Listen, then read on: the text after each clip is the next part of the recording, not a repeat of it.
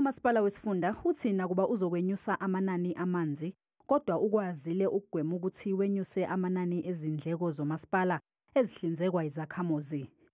Lokhu kwenyuswa kwamanani amanzi kuza njengoba ngoLwesibili kuphasiswe isabelomali sika 1.9 billion sezinhlelo zokuthuthukisa umphakathi kunyaka u2025-2026. We did make exactly the comments you're talking about as council to say we don't think 13%, 13.5 is a good number. But ultimately, once they've followed all the process, justify why they increase the tariff by that amount. Izakhamuzi zikhala ziyazithulisa ngokwenyuswa kwamanani umasipala. Amanzi siyahluphekela kakhulu ngoba anokuhamba nje angabuyi mhlawumbe noma 3 days noma ngabe isonto singawathola amanzi sizohambe siyele kude siyowabheka emfuleni amanzi angcolile. Umasipala uthi lesi isiqalo sokutshala imali kungqalasizinda ezohlala isikhathi eside. We are busy upgrading the infrastructure as Mayor alluded.